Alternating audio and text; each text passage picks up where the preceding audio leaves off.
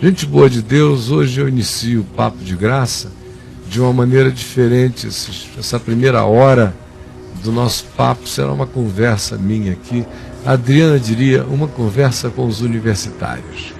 Então, o Daniel, meu filho, me perguntou se ele e algumas amigas dele, do curso de psicologia aqui da UNB, poderiam me fazer algumas perguntas.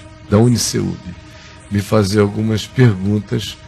E eu disse que seria um prazer para mim, é claro. E Daniel, meu filho, e aí? Apresenta a moçada. Apresentar. Bom. Essa daqui, ao meu lado esquerdo, no canto azul, é a Marcela. Ali temos a Bárbara. E aqui a Marina.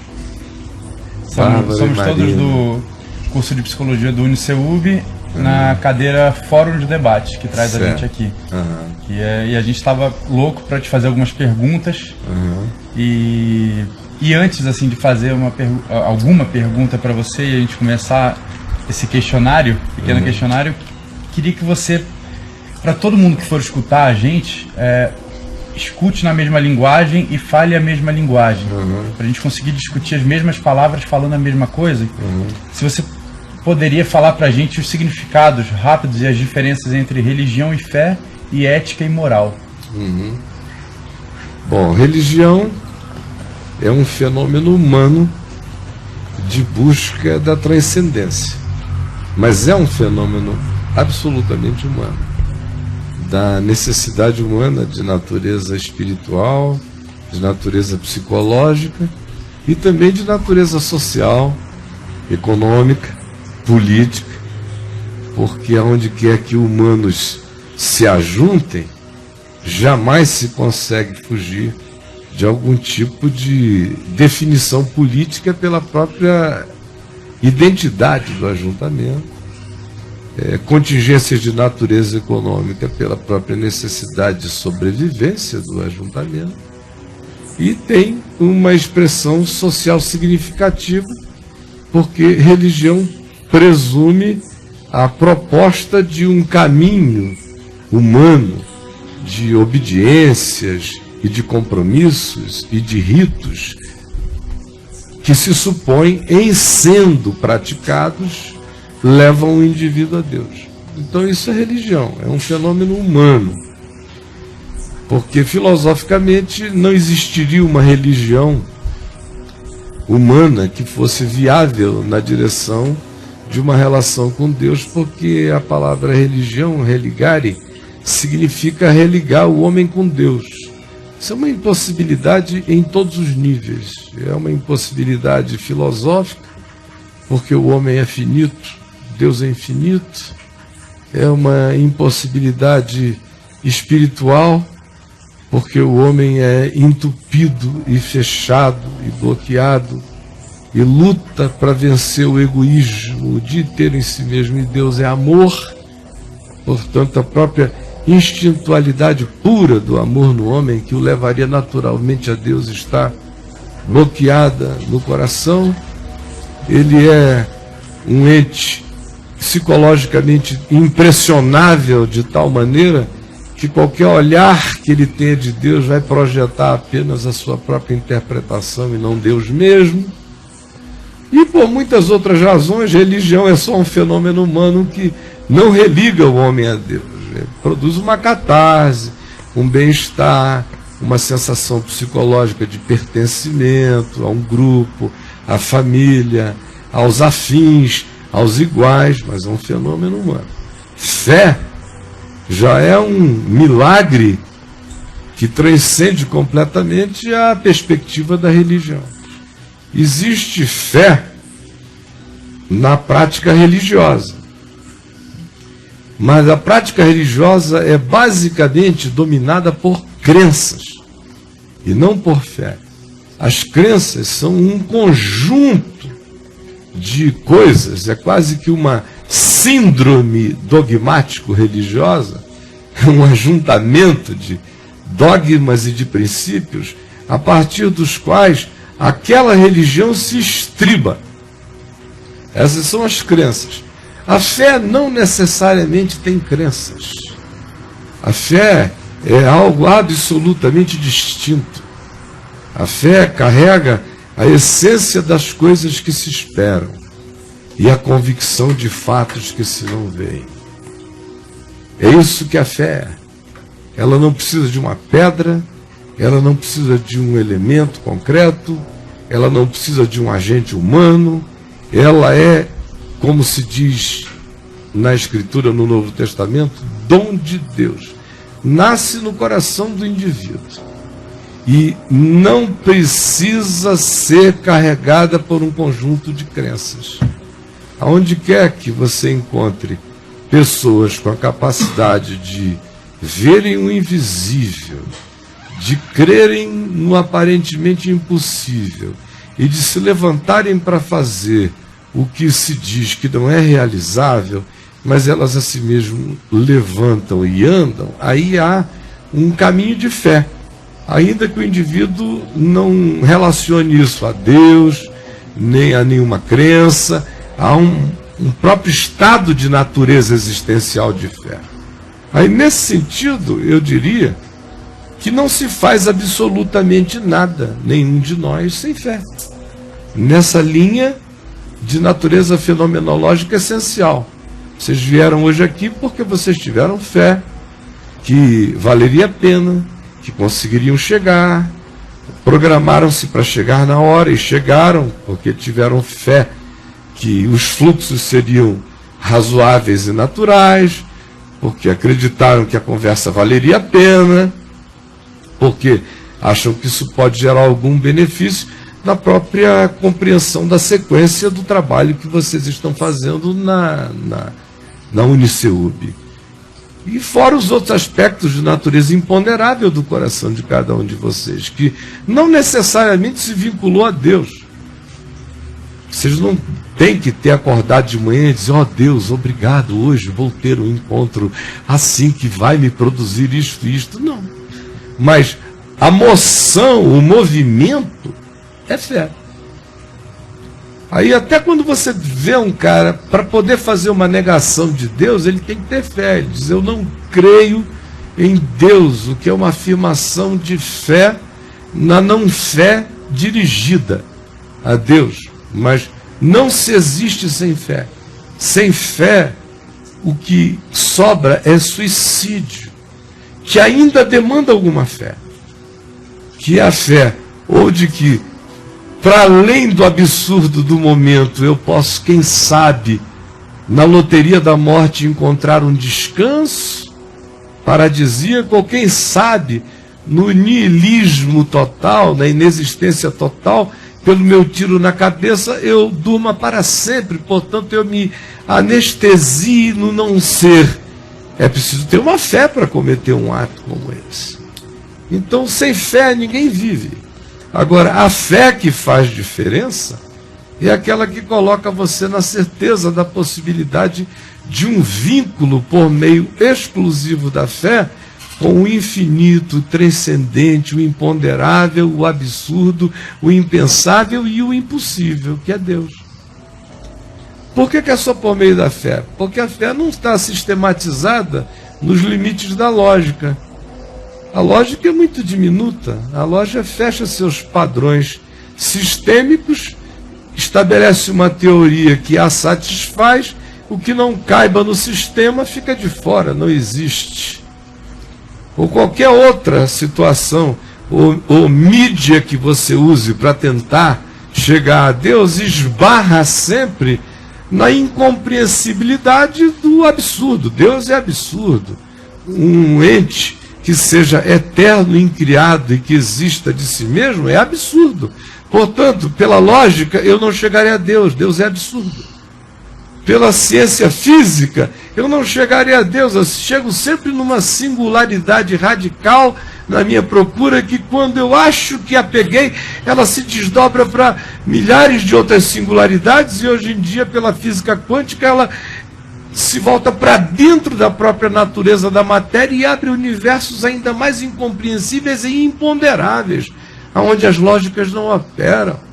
Então, por isso, sem fé, ninguém se relaciona com Deus, porque a fé é a única admissão do absurdo, do impossível, do infinito e de tudo quanto nos seja inconcebível, como, por exemplo, que esse eterno e infinito seja pessoal e me ame.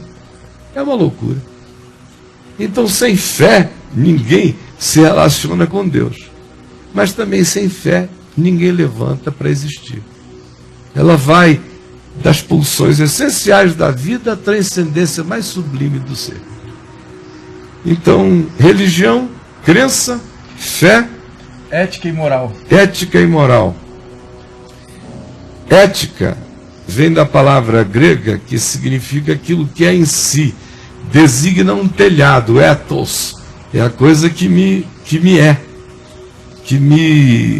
cobre, que me faculta a possibilidade de viver, que é uma cobertura para o existir, para o ser.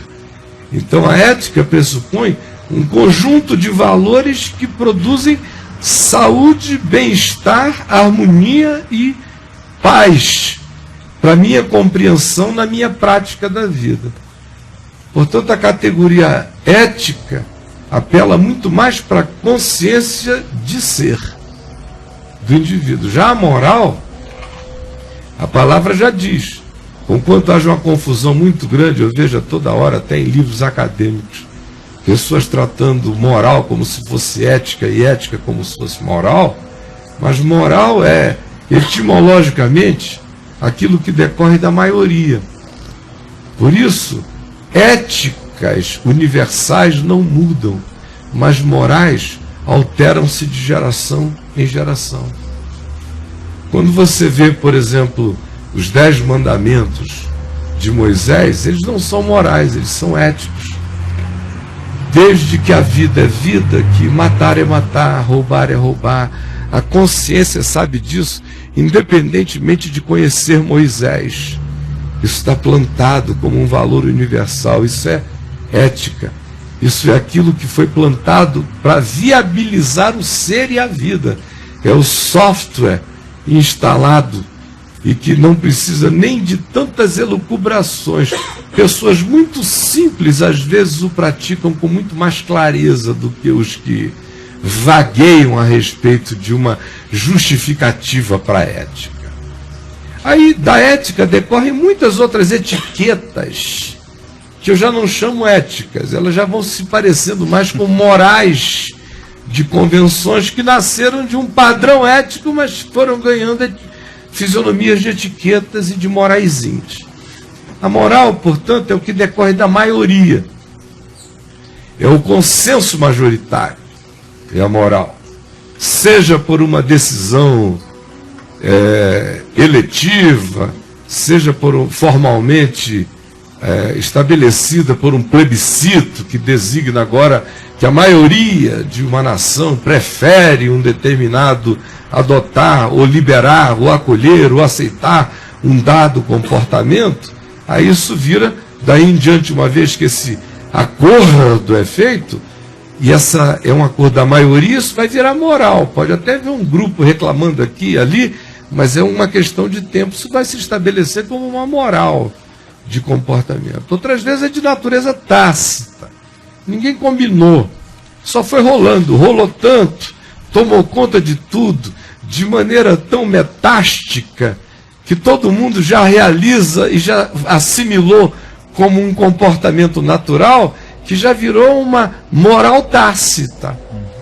Assim como você tem as morais que decorreram de éticas, que se tornaram receitas de comportamento e que agora são praticadas como morais dogmáticas, que são aquelas que a gente encontra na religião.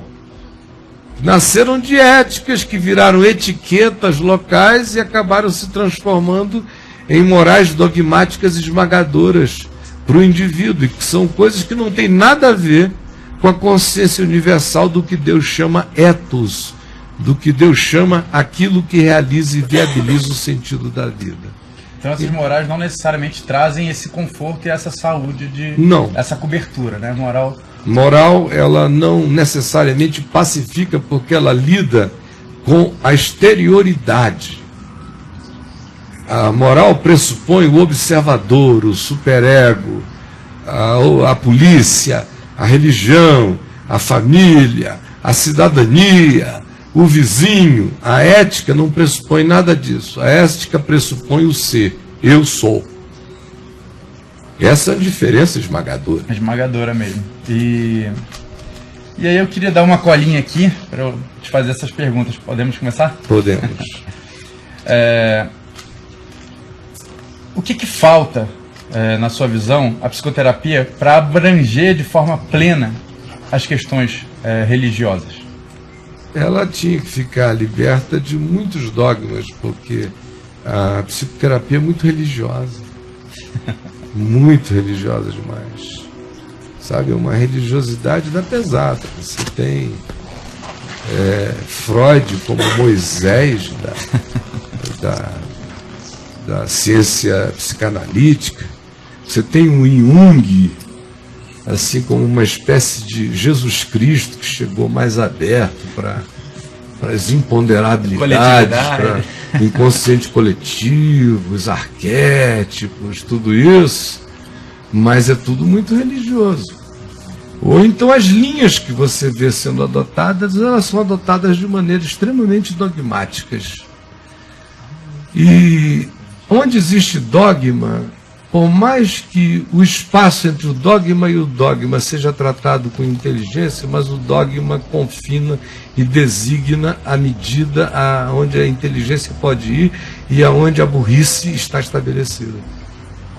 A razão pela qual a vida inteira eu nunca quis ser psicoterapeuta, para não ficar sob a tutela de nenhum conselho do gênero, é porque eu jamais quis me submeter à limitação dos dogmas. Porque eu olho para Freud, por exemplo, e vejo nele um indivíduo que teve uma capacidade de autopercepção razoável. Eu não diria que é um dos indivíduos que eu acho que mais conheceu, não, acho que Freud teve sombras imensas na alma dele, porque ele não tinha coragem de encarar. E tinha algumas fixações. Mas como ele era um homem elaborado e genial e sensível, ele construiu uma percepção da identidade humana que imensamente parecia com a projeção da dele. Então, quando você encontra um ente que carrega uma espécie de recíproco freudiano de complexificações psicológicas, uma análise freudiana até chega ao diagnóstico bem interessante do indivíduo, mas nem todo mundo é daquele jeito. Freud inclusive fala que a religião, no caso, é como se fosse uma fuga, como se fossem as drogas, uma fuga para você realmente ficar em paz, mas ele compara com as drogas na religião. O Jung disse a ele, não é? Exatamente isso. O Jung disse a ele que ele via, com todo respeito, que havia um aplicativo bastante universal no que Freud discernia sobre a alma humana, mas que Freud tinha que admitir que essa universalidade era limitada ao encontro com aquilo que tinha similaridade com a projeção da alma de Freud. E ele disse, existem muitas outras pessoas com outros modelos e estruturas psíquicas totalmente diferentes da sua. Isso precisa ser levado em consideração. Aí, nesse sentido, eu acho Jung mais aberto para incluir e incorporar outras possibilidades. A vida é muito mais do que acontece entre Jocasta e Édipo, é muito mais do que o que se possa confinar a pulsões dessa natureza. Elas são poderosas, mas elas estão longe de ser únicas e de terem que ser dogmatizadas de maneira tão visceral. Então, respondendo, eu acho que o primeiro empecilho é também a religiosidade da psicoterapia. Ela tem dogmas, ela se trata com alguns dogmas extremamente pesados, ela determina determinados ritos muito religiosos, você tem que, dependendo da linha, se assentar num divã de costa para mim. Isso é um rito. Sim, de natureza bem religiosa. Se você não me pagar, a nossa relação não se estabelece isenta. Mentira! Eu nunca cobrei nada de ninguém, atendo mais gente do que a maioria dos psicólogos vivos. Nunca cobrei um tostão e os resultados são esmagadores, a isenção é total. E quando houve poucas transferências, foram resolvidas direto na cara. Então, muita religiosidade na psicoterapia. Eu poderia sair multiplicando os exemplos, até no horário de terminar uma consulta. Parece um culto reformado. Tem que terminar no horário tal. Às vezes o melhor está começando a rolar dali para frente, mas o dogma do tempo tem que deixar fazer o cara ir para casa no momento de explodir uma confissão para voltar na semana que vem. Aí isso também estabelece uma outra coisa que vai ficando religiosa na perspectiva perversa, que é o alongamento do tratamento, que parece as campanhas da Universal. O cara nunca é curado para poder pagar sempre, deixando no altar. O outro pressuposto é de que existe uma cura, quando na realidade não existe cura. O ser humano é um ser que caminha para ser curado, e enquanto caminha é curado, e a cura dele está no caminho. Você pode receber alta das suas complexificações, porque você tenha começado a se discernir e tenha, portanto, da parte de um psicoterapeuta honesto, recebido os instrumentos para dizer: agora o melhor que você faz com os instrumentos que você tem é combater o bom combate na sua consciência e se enfrentar e ir adiante. Curar, você vai se curar todo dia, assim como eu me curo todo dia, e todo ser humano honesto está em cura todo dia. As altas, portanto, da psicoterapia não são cura, são atestados de consciência para o indivíduo caminhar e continuar a sua cura, que é quando ela vai poder se tornar cada vez mais profunda, porque agora é o diálogo dele com ele mesmo, e a intervenção de um terceiro passa a ser não fundamental, passa a ser importante apenas como checagem relacional e dialogal. E aí a gente podia prosseguir os ritos religiosos. Então, pergunte de novo, já que eu inverti a questão. A pergunta foi: o que falta, na sua visão, a psicoterapia para abranger de forma plena as questões religiosas? Primeira coisa é essa, ela se desreligiosizar para ela poder lidar com o fenômeno religioso do indivíduo, do cliente, não como uma neurose, como em geral já se chega assim pensando, algumas vezes é mesmo, mas tem que ter o olhar isento para saber quando o que acometeu aquele indivíduo é fanatismo, que produziu fixações, que gerou surtos, que se desenvolveu para outras disfunções psíquicas que podem chegar à esquizofrenia e a coisas muito mais bravas. E também discernir quando não é assim. Quando muitas vezes a angústia que o indivíduo está alegando ter nascido de uma experiência religiosa não é necessariamente uma angústia perversa. Às vezes é uma angústia de autoenxergamento. Então é ter a sabedoria de ver quando aquilo é doença, é neurose, e aí ele não tem que atacar a religião, ele tem que atacar a relação do indivíduo com a proposta. Com a proposta, mostrar o exagero do indivíduo em relação à proposta, chamar o indivíduo para a realidade do ciclo da vida, sem precisar entrar num conflito necessário com a proposta, a menos que a proposta seja absolutamente inconcebível. Aí qualquer psicologia honesta, não é porque é religião ou não é religião, o que está em questão, dizer: ó, isto aqui é desumano, Não estou falando de dogma nenhum, não é humano. Considere isto. Essa verdade tem que ser dita e o indivíduo não precisa tentar desmoronar nenhum dogma de ninguém. O que ele tem é que regular proporções, ajudar o indivíduo a equilibrar o olhar, a relação, a intensidade, quando o nível é esse de exacerbação. Quando é uma crise de natureza existencial, que foi às vezes provocada por um acontecimento, uma experiência de natureza, vamos chamar religiosa ou espiritual, ou alguma coisa assim, cabe ao psicólogo, psicoterapeuta, ver a natureza, ver o desenvolvimento, ver a saúde da percepção. Porque às vezes o indivíduo está sendo curado por um estado culposo, que corresponde a culpas reais e não fantasiosas. Ele está sendo curado de uma iniciação à sociopatia. Está sendo curado de uma iniciação à psicopatia, à inafetividade, à sua descaracterização ética. Aí já tem gente que chega com aquela obrigação de ser culpa é má. Ai de mim, sem certa culpa, sem visitas de culpa, eu não teria caráter.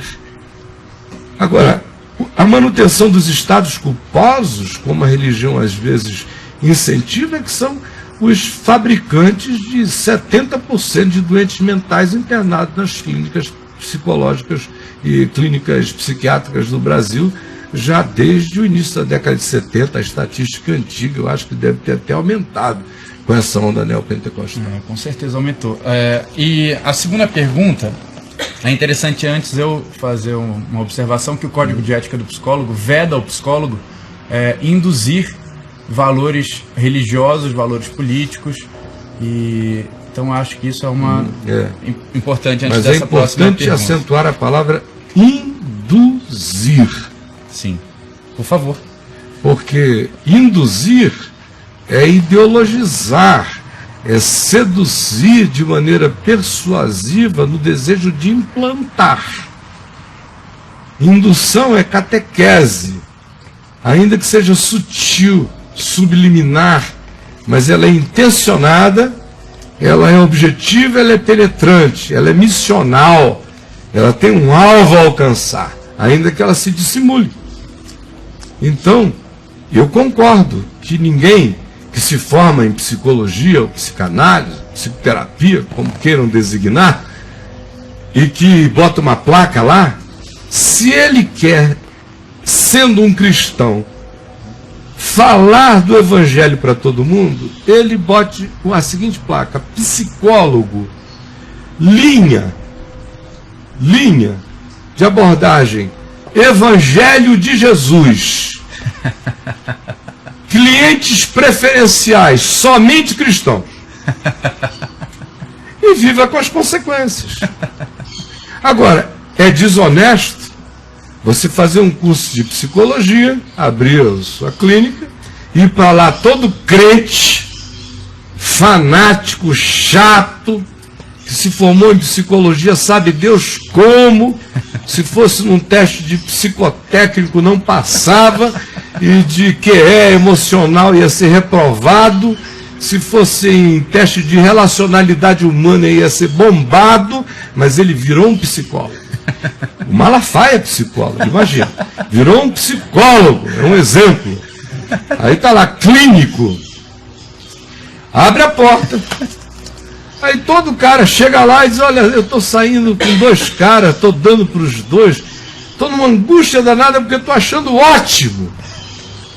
Aí o sujeito abre Levítico, desce o pau, anarquiza, não sei o quê. Não pode. Se ele não sabe conversar com uma pessoa, todo mundo conversa aqui comigo, tem de suruba, swinga, o que quiser. Você sabe disso.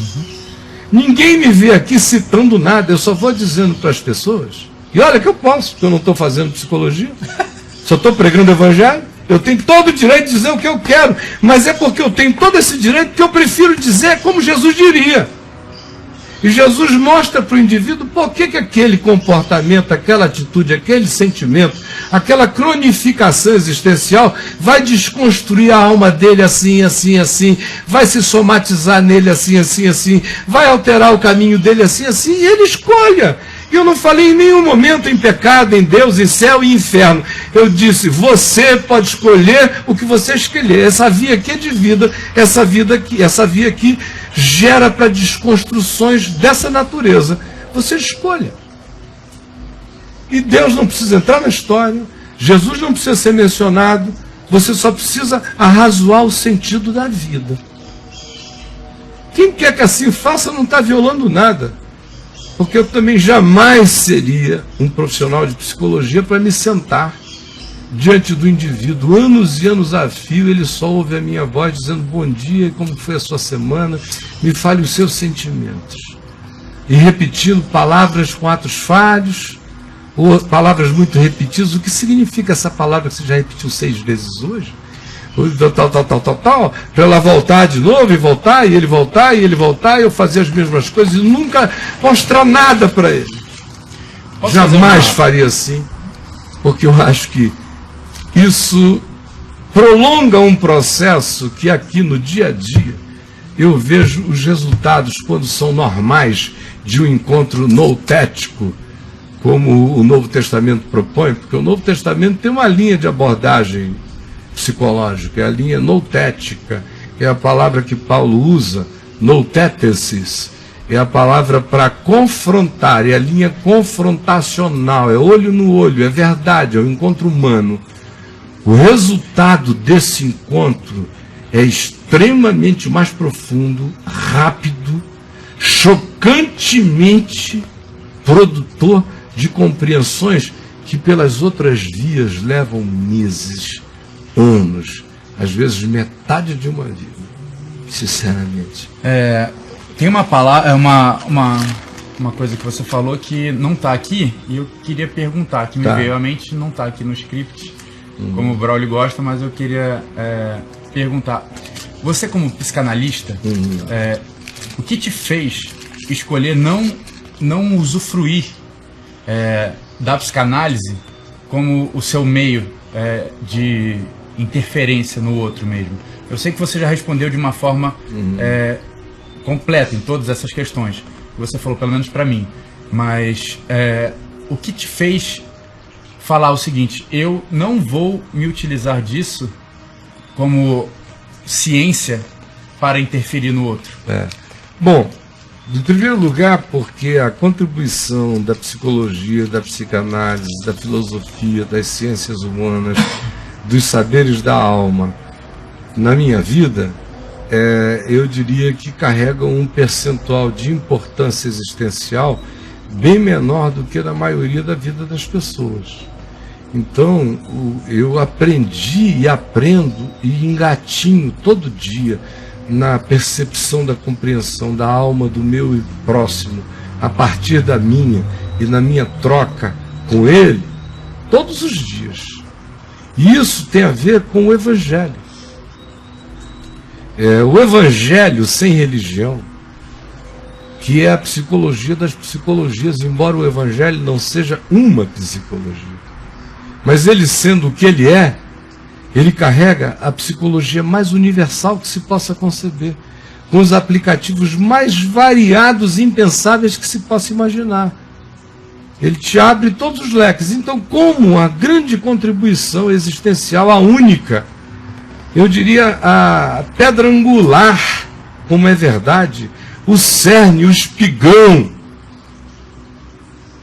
da minha compreensão da vida e do meu ser, foi plantado pelo Evangelho de Jesus, e não pela religião cristã, não pelo cristianismo, como vocês sabem, mas pelo Evangelho, pelo que Jesus pura e simplesmente ensinou. O recurso e a riqueza que dali advieram me fizeram ter interesse em muitas coisas, de física quântica, a biologia, a astronomia, a química, mas também a psicologia, todas essas realidades com as quais eu lido no meu cotidiano, mas eu já cheguei a elas, lendo-as a partir da chave hermenêutica do Evangelho de Jesus no meu olhar. Então eu sempre li Freud com todo carinho, respeito, reverência, aproveitei muita coisa, aprendi muitos métodos de approach E entendi muitos mecanismos, muitas arquiteturas psíquicas de vasos comunicantes na alma, sem absolutizar os condutos, dizendo só acontece assim. Não, eu já vi ramificações diversas, mas fui aprendendo a partir dali.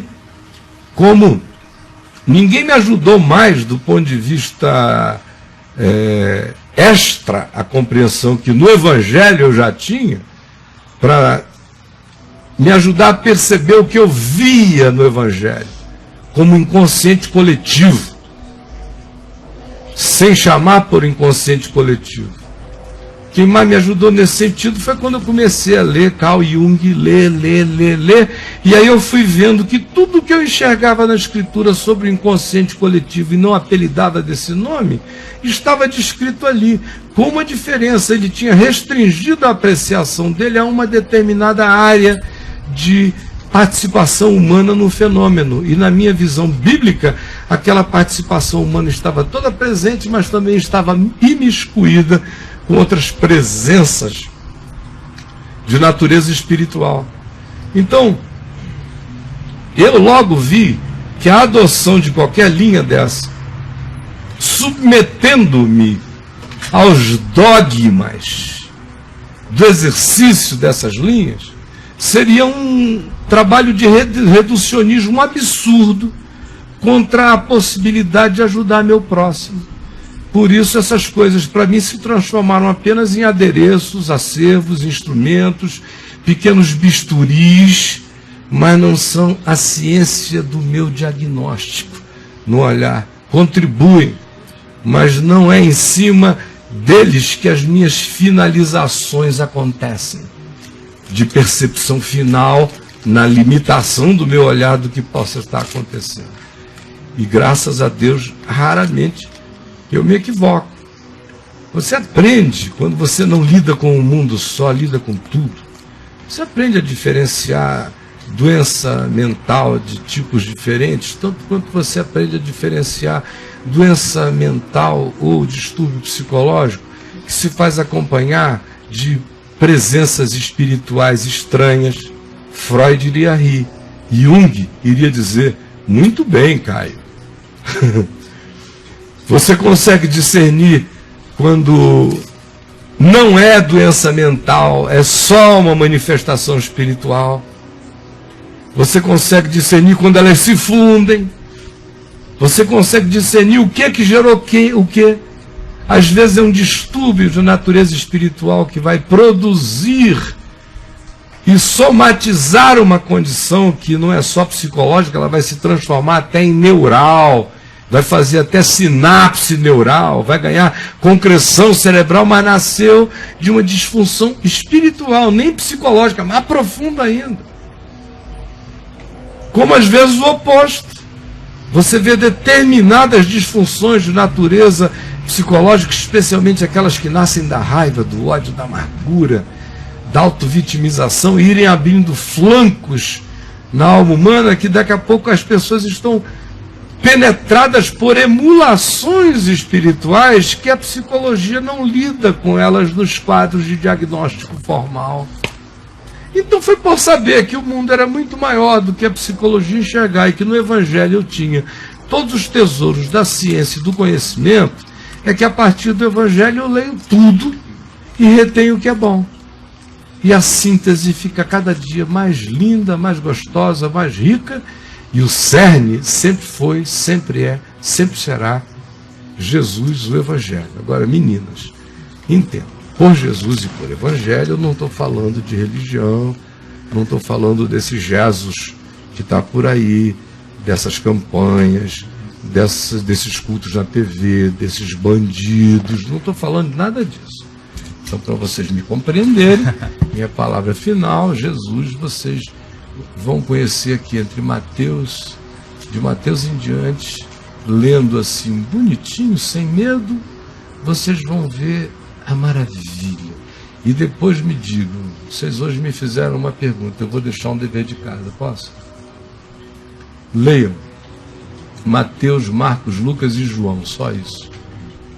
Rapidinho, curto. Olha, não dá meia veja. Vocês leem, vejam? Não dá meia veja, menos, 1/3 de veja. Você lê esses 4 evangelhos, é preguiça, como se diz que não quer ler. É fácil de entender. Simples, simples, simples.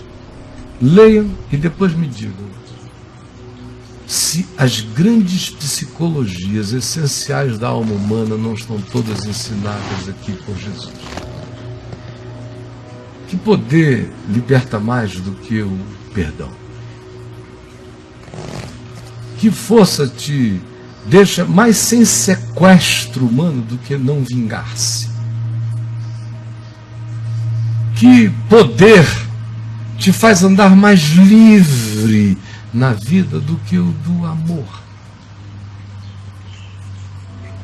Que segurança pode produzir mais saúde para a alma do que uma consciência que se vista de coerência e de verdade a partir de si mesmo, de um ser que busque não se trair? Eu poderia ficar o resto da manhã falando. Me digam se vocês encontram aplicativos que sejam mais curativos e terapêuticos para a alma humana do que esse, porque na medida em que vocês forem exercendo a profissão, vocês vão ver que o que vai chegar lá, isso tudo e vai... quando vai chegar lá, é só isso com que vocês vão ter que lidar, com caras diferentes. Certo? Posso dar continuação rápida aqui? Mais uma última ou tem Última? muitas? Tem muitas ainda? Eu pensei que eu já tinha respondido muitas coisas. Então, sabendo do que é vedado ao psicólogo, como a moral e a ética deveriam interferir de fato na prática da psicoterapia, Bárbara, lê a sua, para ele já fazer uma compilação. Cabe ao psicólogo discutir questões religiosas na clínica? Não. Aliás, no psicólogo e não deveria discutir questões de natureza nenhuma na clínica.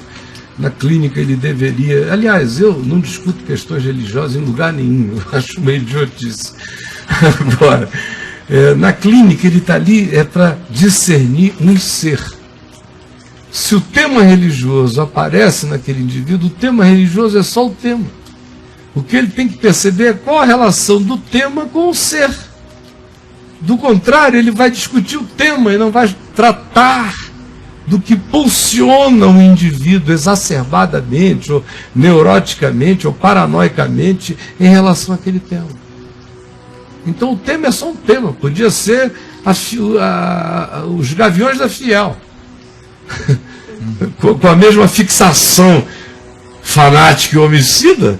Não é para discutir sobre a Gavião da Fiel, é sobre o que faz o indivíduo concentrar todo o volume da sua afetividade, fidelidade e existência às Gaviões da Fiel.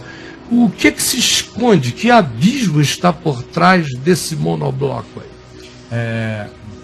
Tem mais 2 perguntas aí, uma que é um bloco junto também. Agora eu consigo entender essas perguntas, porque na hora de elaborar eu fiquei assim, mas eu acho que é a mesma coisa, mas depois da sua explicação eu vejo que são coisas totalmente diferentes. Então eu queria que você falasse pra gente a relação da fé com a cura e da religião com a cura. A religião, porque é um fenômeno humano, é aquilo que o livro de Hebreus aqui na Bíblia chama.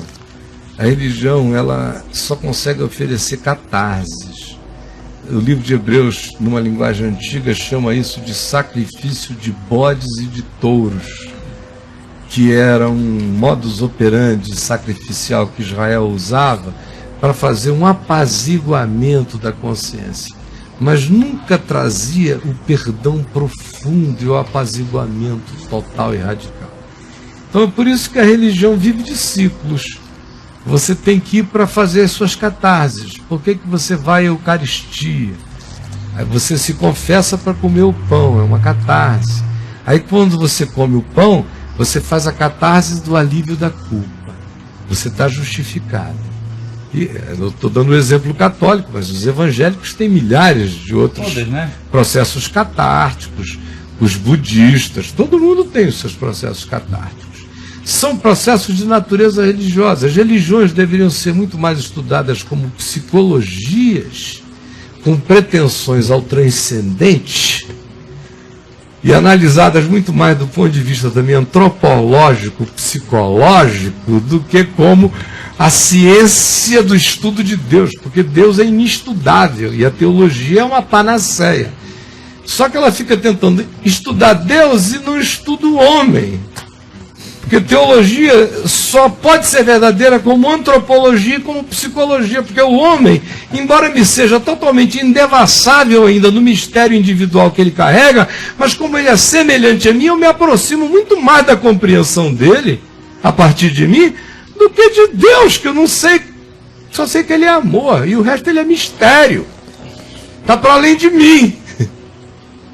Agora, a teologia se dedica ao que é impossível, desnecessário, e esquece o que é factível, que é o encontro humano, possível da gente estudar, entender e perceber. Sua pergunta mesmo? É a relação, né? A comparação, a relação entre a fé e a cura e a religião e a cura. Então a religião, eu vejo ela produzir alívios, catarses, mas não vejo ela produzir curas, especialmente quando se tratam daqueles males agudos e essenciais da alma, aonde só acontece cura por uma compreensão absurda. Porque se você vai numa linha terapêutica determinada, a análise vai ser toda de transferência. O que fica de responsabilidade para você é muito pouco. Foi seu pai, foi sua mãe, as figuras parentais, gera um vício familiar que corria, gera uma cultura psicológica, você herdou esse negócio aí, o seu sacrifício de bodes e de touros é feito com essa desculpa, mas que diz para você no máximo por que você se tornou como você é. Mas tudo que indica de cura e de saída é muito tênue, na maioria das vezes. Porque quando você chega a essa conclusão, na maioria das vezes você já repetiu, vamos chamar assim, os pecados da família, as idiosincrasias da família, já virou tão doente quanto aqueles que você, atrás de você, repudia. Aí lhe adianta muito pouco saber que isso veio deles para você também. Você está precisando de uma solução em você, e não basta essa explicação. E nem basta ficar se convencendo, não, isso veio deles, eu não sou assim, isso veio deles, eu não sou assim. O Espírito demanda uma verdade mais profunda, porque conquanto isso tenha vindo deles, isso se tornou você. E só se tornou você porque você tinha todo o potencial para isso. Então você é responsável. Enquanto você fica olhando só para lá e não se enxerga, não tem a menor chance de iniciar nenhuma cura em você. Então a psicologia trabalha assim e a religião trabalha com o mecanismo da transferência. Confessa, deixa com o padre, toma a hóstia, lava. Vai para o culto, canta, dá o dízimo, purga. Enfim, são todos esses mecanismozinhos da religião. A fé não. A fé te propõe o impossível. Ela chega e te diz, olha, você pecou.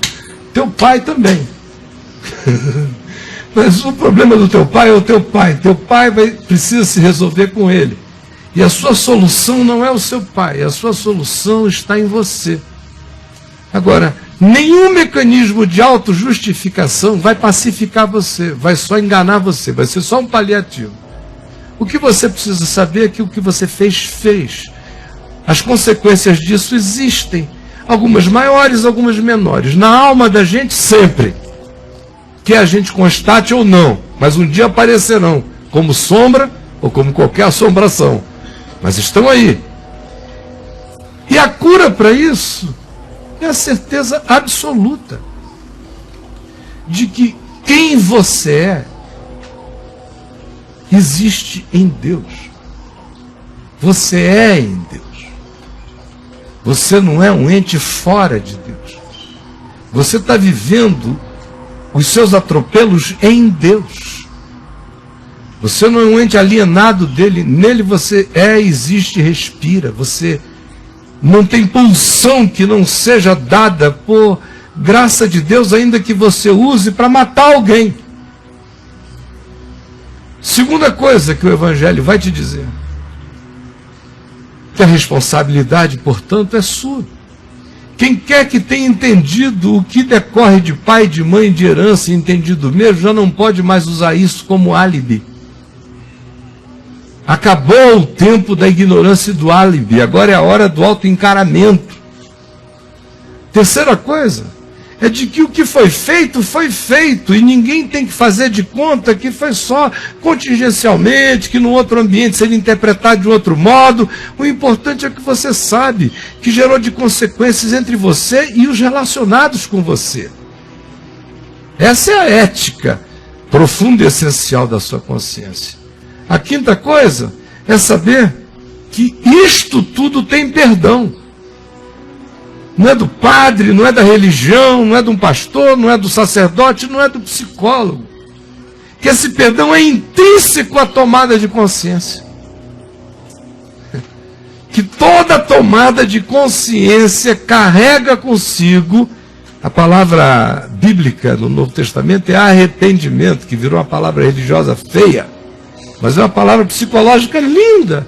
Metanoia é a palavra, que é a mudança da mente.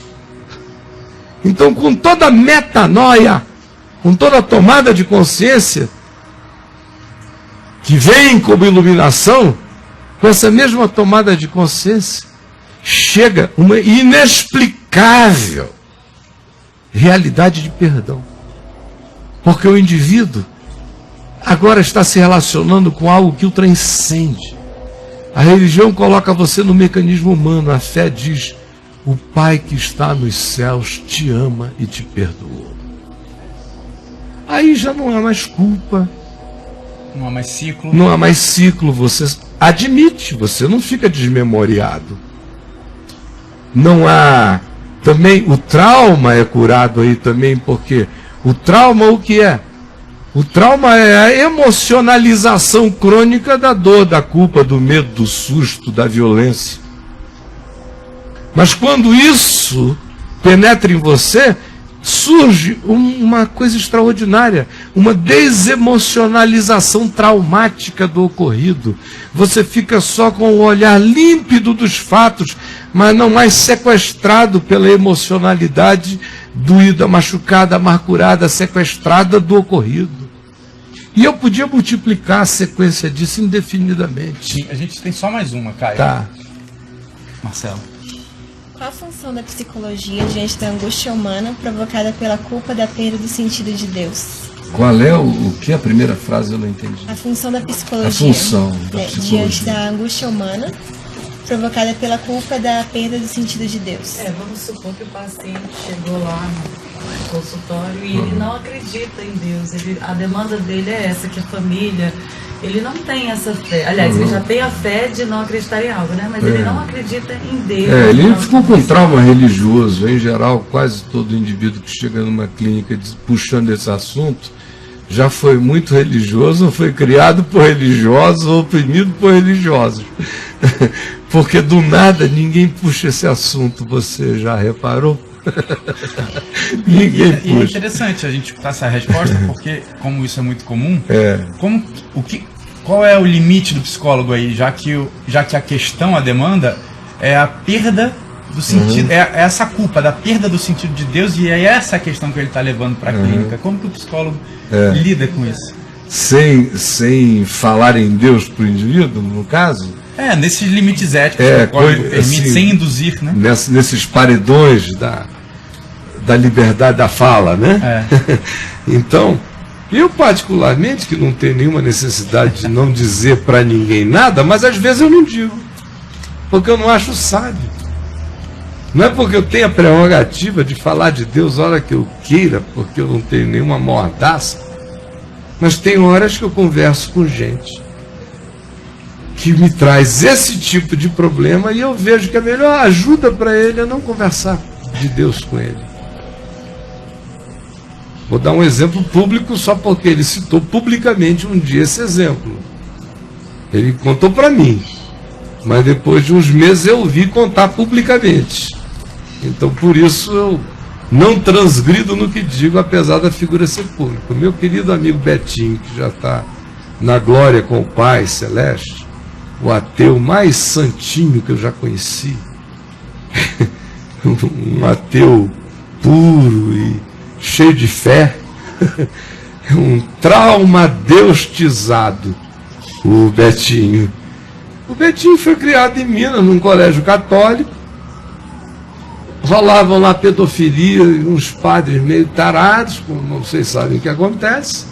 E o bichinho passava o dia inteiro segurando o rabo, com medo de chegar um doido por trás e creu. Então, sempre se encostando na esquininha da parede, no medo danado. Aí ele disse que à noite tinha que rezar, né?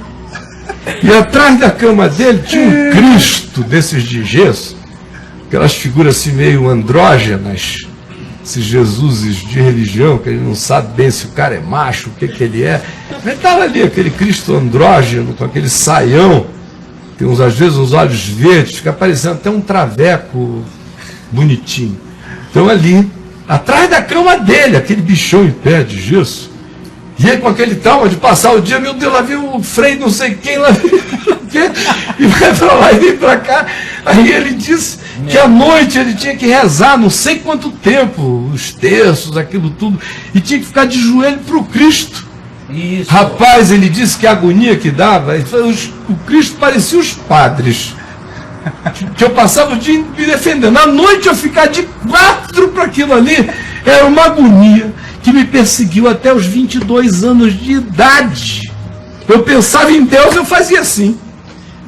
Caramba. Aí eu fui num psicanalista também famoso no Rio à época, já morto, e ele me disse: escuta, você quer saber de uma coisa? Você é um cara que... Eu não sou religioso, não entendo nada de Deus, mas eu acho que você tem Deus, cara. Eu acho que você tem tanto Deus na tua vida, acho que você podia até esquecer de Deus para sempre, porque Deus está contigo mesmo. Esquece Deus e vive a tua vida em paz. Aí o Betinho disse: Caio, foi a minha salvação. Quando eu falei: Deus, olha, desculpa, não vou mais falar, não vou mais pensar, não vou mais rezar, não vou mais mencionar, mas o que eu sou, eu sou. Pronto, foi a minha libertação. Aí nós ficamos amigos e ele me perguntou: você acha que eu preciso ficar curado daquilo e começar agora a falar em Deus de um outro modo? Eu digo: não, você está bem. Eu estou muito bem. Estou inclusive morrendo há muitos anos em paz. Aí depois ele me disse: eu estou tão bem que quando eu morrer, me faz um favor, me sepulta. Que foi a maneira mais singela dele dizer que ele queria que no final da vida dele a associação que ficasse fosse aquela que na história ele não manifestou pelo trauma que ficou nele, mas que no coração ele não negava se aquilo não fosse um assunto a ser chamado, porque ele não tinha conseguido resolver no curso da vida a dor, ou de experiências, ou de quase experiências, ou de ameaças que chegaram a ele e a muitas outras pessoas do círculo dele de amizades. Então, tem muita gente que chega com essa história e eu acho que a melhor maneira de ajudá-las em Deus é a não tratar do nome de Deus, porque o nome de Deus, na cabeça da maioria das pessoas, não representa Deus. Representa o pai, representa a mãe, representa o pastor, representa o papa, a religião, representa um avô severo, representa a família. Deus é tudo na cabeça das pessoas, menos Deus. Deus é o trauma, na maioria das vezes. Então, quando Deus é o trauma, eu não preciso conversar de Deus com as pessoas. Eu as destraumatizo, mostrando como o amor de Deus não precisa do nome de Deus para fazer todo o bem a todo mundo. Aí quando o cara vai percebendo isso, ele vai se destraumatizando de Deus, porque ele vai discernindo quem Deus é e o que Deus não é. Mas isso é apenas na liberdade que eu tenho. Gente querida, muito obrigado. Muito obrigado você, Caio. A gente Obrigado, só tem a agradecer. Filho. Desculpe a pressa, a demora, a correria que eu ainda tenho que correr para tocar esse programa adiante. Caio, só uma dica para quem está em casa e para os garotos aqui. Eu até baixei, não sei se você está querendo o intervalo. É só escrever lá no seu site, na busca, estudante de psicologia. Estudante de psicologia. Que tem uma questão fantástica, que eu já li esse texto há muito tempo, já li 500 vezes, Ah, é? que fala sobre tudo que você está falando aqui, como que Jesus vê essa parte. Ah, eu até tinha esquecido desse meu texto lá. Esse texto é fantástico, eu peguei ele aqui, mas a gente tá sem tempo. É só digitar lá no caifab.net. Tem um campo de pesquisa lá, de você escreve estudante ou psicologia, É você chega no texto. maravilhoso. Tá bom?